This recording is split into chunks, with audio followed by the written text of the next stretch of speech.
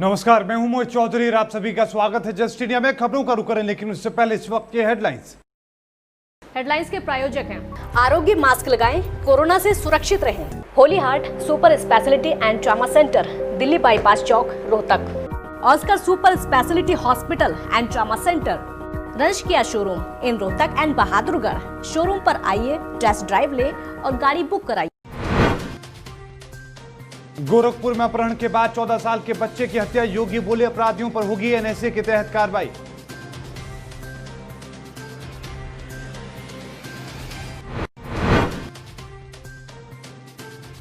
दुनिया भर में कोरोना के अब तक 1,66,00,000 संक्रमित, 24 घंटे में आए 2,12,000 नए मामले, 4,000 से ज्यादा की मौत।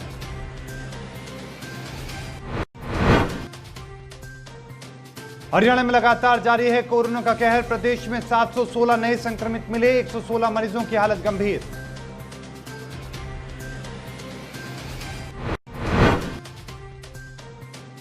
और कुरुक्षेत्र में हरियाणा रोडवेज की न्यू मॉडर्न डिपो कार्यशाला का निर्माण शुरू, विधायक सुभाष सुधा ने निर्माण कार्य का किया शुभारंभ।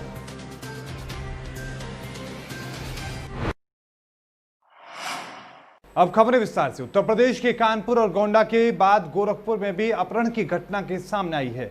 अपहरण के बाद 14 साल के मासूम की हत्या कर दी गई। पुलिस ने इस मामले में 3 आरोपियों को गिरफ्तार किया है। आरोपियों से थाने में पूछताछ की जा रही है। शाम 5 बजे ही आरोपियों ने बच्चे की हत्या कर दी थी। अपहरण के बाद 1 करोड़ रुपए की मांग की गई थी। आपको बता दें कि पिपराइच इलाके के जंगल छात्रधारी के मिलशोरिया के रहने वाला बलराम 6ठी कक्षा का छात्र रहा है। अपहृत बच्चे के पिता की परचून की छोटी सी दुकान है। 14 साल का बलराम गुप्ता रविवार सुबह 10 बजे घर से दुकान के लिए निकला था। दोपहर 12 बजे से 1 बजे के बीच वो दुकान से घर जाने के लिए निकला, लेकिन घर नहीं पहुंचा। इसके बाद बदाम गुप्ता के पिता महाजन गुप्ता के मोबाइल पर लगभग 1 बजे दोपहर में बच्चे का अपहरण की जानकारी मिली और फिर 1 करोड़ रुपए की फिरौती की मांग की गई। आपको बता दें कि बलराम के पिता को यह भी धमकी दी गई कि अगर 1 करोड़ रुपए नहीं दिए तो उसके बच्चे को मौत के घाट उतार दिया जाएगा। हत्या के बाद मुख्यमंत्री योगी ने ट्वीट कर अपराधियों के खिलाफ सख्त से सख्त कार्रवाई करने की बात कही है। मुख्यमंत्री कार्यालय से ट्वीट किया गया है कि मुख्यमंत्री योगी गोरखपुर में अपहरण किए गए बालक की मृत्यु की घटना में अपराधियों के विरुद्ध सख्त से सख्त कार्रवाई करने के निर्देश दिए गए हैं। उन्होंने अपराधियों के विरुद्ध एनएसए लगाए जाने पर विचार करने और प्रकरण में पुलिस की जवाबदेही निर्धारित करने की भी निर्देश दिए हैं। घटनाक्रम ये हुआ था कि बच्चा कल जो है 12 बजे गायब हुआ था। ये परिजनों के कहने के हिसाब से 3 बजे के आसपास इनके पास जो है एक नंबर से जो है कॉल आई थी। 5 बजे इन्होंने जो 100 नंबर पे सूचना दी थी और पुलिस को सूचना दी थी। तो तभी से जो हम लोग लगातार लगे हुए थे। उसके बाद जो है आज जैसे कि आप लोग जानते हैं कि बच्चे की डेड बॉडी जो है बरामद हुई एक व्यक्ति निशानदेह पे, और जो है बाकी कई सारे लोगों को हिरासत में। हत्या का कारण जो है देखिए अभी कुछ कहना जो है प्रीमेच्योर होगा। ये सब जो है जो गैंग नजर आ रहे हैं नौसिखिया किस्म का। शासन हमको जिन लोगों का नाम बताया है उन लोगों को तो हम जान लीजिए जान ही नहीं रहे हैं। उन लोगों से मेरी कोई दुश्मनी नहीं थी। अब वो लड़का था, अब उससे क्या संबंध था क्या नहीं था उसके बारे में हम नहीं बता पाएंगे। एक गांव का लड़का जो है वो हरिजन बस्ती का लड़का है, उसको तो पहचान रहे हैं। बकिया ये जो बंगला का बता रहे हैं लोग, इन लोगों को भी अब सामने आप पड़े तो हो सकता है पहचान कर ले।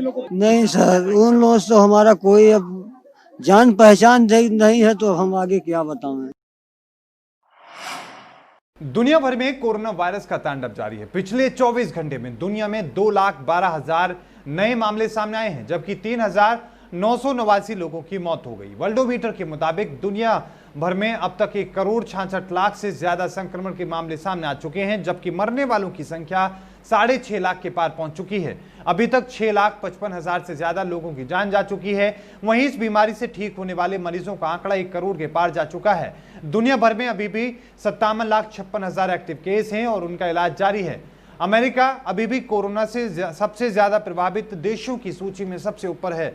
यहां अब तक 44,32,000 से ज्यादा लोग संक्रमण के शिकार हो चुके हैं, जबकि 1,50,000 से ज्यादा लोगों की जान जा चुकी है। अमेरिका में पिछले 24 घंटों में 60,000 से ज्यादा नए केस सामने आए हैं, जबकि 577 लोगों की मौत हुई है। वहीं ब्राजील में भी कोरोना का कहर बरकरार है। ब्राजील में संक्रमण के मामले 24 लाख के पार पहुंच चुके हैं, जबकि 87,000 से ज्यादा लोग मारे जा चुके हैं।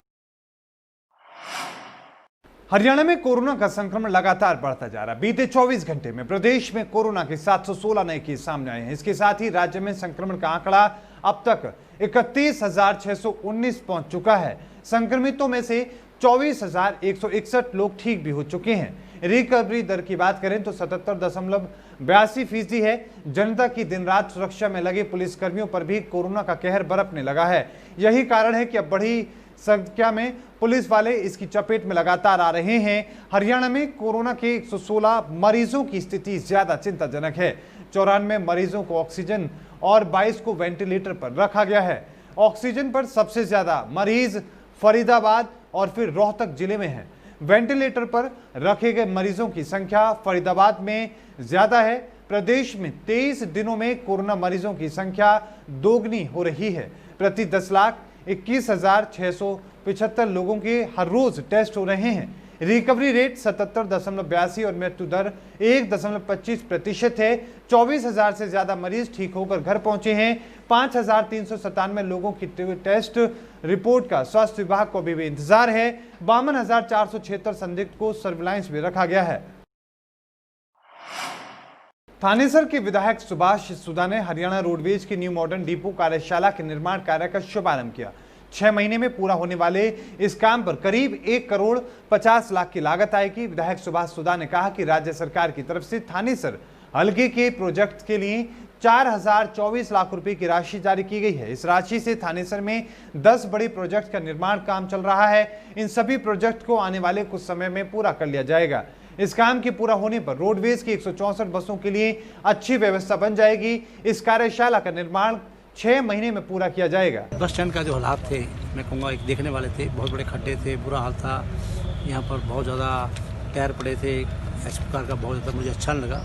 तो इसकी भी रिपोर्ट बनाई। रिपोर्ट बनाने के बाद हमने ऊपर भेजी तो सरकार ने इसके लिए मैंने लिख के भेजा था सीसी करने के लिए। तो आज वो अपने जीएम साहब बैठे हैं, हमारे मलिक साहब अपना नाम के एक्शन है, उस दोनों बैठे हैं। तो इनकी प्रशासन की मेहनत से आज इसका एस्टिमेट पास हुआ। लगभग 1,37,00,000 का पास हुआ था, जो कि एस्टिमेट भेजा था 2,11,00,000 का, लेकिन वो अप्रूवल हो जाएगी, कोई दिक्कत नहीं। इस काम को आज सुचारू करने के लिए आज का प्राइवेट स्कूल एसोसिएशन के प्रदेश अध्यक्ष कुलभूषण शर्मा ने कोरोना काल में अभिभावकों और शिक्षक संस्थानों को स्वावलंबी बनाने के लिए सेव एजुकेशन कैंपेन की शुरुआत की है। आपको बता दें कि टोहाना में प्राइवेट स्कूल एसोसिएशन के द्वारा एक प्रेस कॉन्फ्रेंस का आयोजन किया गया। पत्रकारों से वार्ता करते हुए प्रदेश अध्यक्ष कुलभूषण शर्मा ने बताया कि कोरोना काल में अभिभावकों और शिक्षण संस्थानों की मुश्किलें बढ़ चुकी हैं। ऐसे समय में शिक्षा को बचाना बेहद महत्वपूर्ण कार्य है, इसलिए उनकी संस्था की तरफ से सेव एजुकेशन कैंपेन शुरू किया जा रहा है, जिसको 3 चरण पर चलाया जाएगा। काल में स्कूल आर्थिक संकट से गुजर रहे हैं और सरकार किसी भी प्रकार की मदद प्राइवेट स्कूलों की नहीं कर रही है। 134 का हमारा बहुत सालों का पैसा बकाया है। मंत्री जी हर बार कह देते हैं कि हमने पैसे दे दिए, लेकिन कोई पैसे अभी स्कूलों को नहीं मिले हैं। तो हमारी मांग है कि वो तुरंत 134A का पैसा रिलीज़ करें और जिन स्कूलों की मान्यताएं लटकी हुई हैं, एग्जिस्टिंग स्कूलों की लिस्टें अटकी हुई हैं, उनका तुरंत निवारण करें ताकि वो डिप्रेशन से बाहर निकले। अदरवाइज उनके स्कूल बिल्कुल बंद हो रहे हैं और अब सरकार से ये भी मांग करते हैं कि सरकार इस तरह के आदेश बार बार जारी ना करे जिससे पब्लिक भ्रमित हो।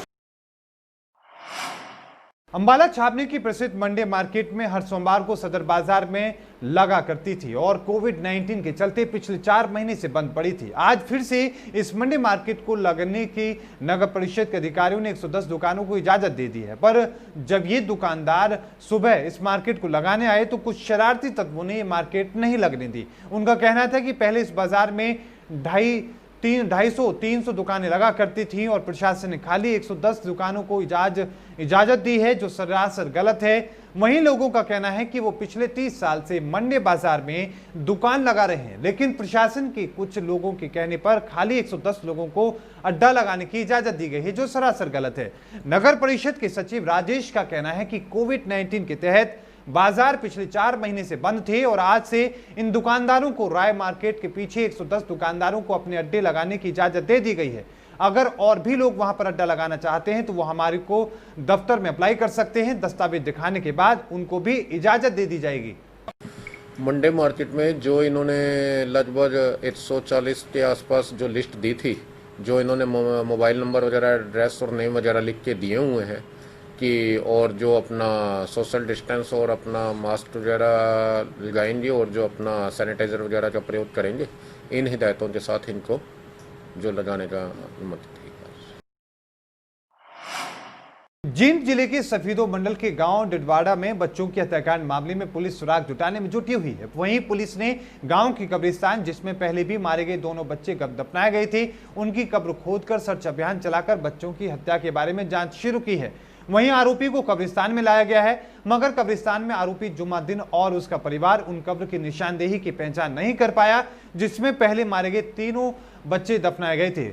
पुलिस निशानदेही न मिलने से वापस कब्रिस्तान से गई। हालांकि पुलिस ने कब्रों की पहचान करने के लिए ग्रामीणों और आरोपी के परिवार और रिश्तेदारों को कब्रिस्तान में बुलाया था और कब्रों की खुदाई का काम भी शुरू करने की बात कही थी, मगर आरोपी और उसके परिवार के लोग कब्रों की पहचान नहीं कर पाए, जिसके चलते ये सर्च अभियान अधर में ही लटक गया। सफीदो सदर थाना प्रभारी धर्मवीर सिंह ने बताया कि गांव डिडवाड़ा की 2 बच्चियां जिनके शव बरामद किए गए थे, उनका हत्यारा उनका बाप ही निकला है और जांच के दौरान आरोपी ने बताया था कि इससे पहले भी वो अपने 3 बच्चों की हत्या कर चुका है। आपको बता दें कि पिता पर अपने ही 5 बच्चों की हत्या का आरोप है। आपको ये भी बताते चले कि आरोप ये भी है कि अपनी पत्नी की सगी बहन से वो एक तरफा प्यार करता था, जिसके चलते उसने अपने बच्चों की हत्या की और इसके साथ ही वो अपनी पत्नी की भी हत्या करने की फिराक में था। पोस्टमार्टम हुआ तो उसकी निशानदेही के लिए लेकर आए थे भी उन बच्चों को कहाँ दफनाया गया है, ताकि हम उनकी डेड बॉडीज़ को निकाल सकें और आगे पोस्टमार्टम या जो भी प्रक्रिया अपनाई जाती है उसके लिए हम आए थे। लेकिन जैसे ही हम आज कब्रिस्तान गांव डिडवाड़ा में आए हैं, ड्यूटी मजिस्ट्रेट साहब के साथ आए थे, लेकिन उनके समाज के लोगों ने या गांव के मुखिया के लोग कोई भी उनको ये नहीं पहचान पाए भी वो यहाँ दफनाया गया, ताकि हम उनको निकाल। खबरों के प्रायोजक थे Pramod trading company, tiles, sanitary ware, Ghanipura, Jhajjar road, Rohtak. Asian colour coated Ispat limited. Be Fast Fit, India's fastest growing fitness chain, now at Rohtak D Park. Corona महामारी से लड़ने के लिए आरोग्य मास्क लाया है आपके लिए सबसे आधुनिक मास्क। इसके साथ ही आपको मिलेगी आधुनिक पीपीई किट, वो भी बहुत ही सस्ते रेट पर। contact@arogyamask.com पर जाएं और हमसे संपर्क करें या फिर www.arogyamask.com से जुड़े। इसके साथ ही आप हमें कॉल कर सकते हैं। हमारा पता है Anand international, plot number 181, sector 25, Panipat, Haryana. Holy Heart Super Speciality and Trauma Center. Modern healthcare facilities include cardiology and cardiothoracic surgeries, joint replacements, post-injury and trauma surgeries, orthopedic, laparoscopic and bariatric surgery, pulmonology, general medicine, gynecology, radiology, gastroenterology, nephrology. For more details, please contact Delhi Bypass Chowk, Vininagar, Rohtak. Our helpline 930-6722-176.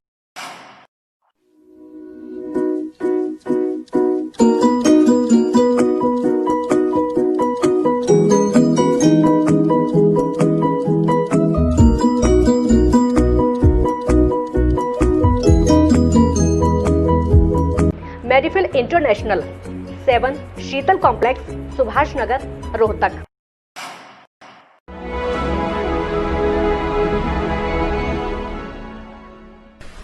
चाचा, आपने नया घर बनवाया है तो घर की छत पर कौन सी शीट लगवाई है?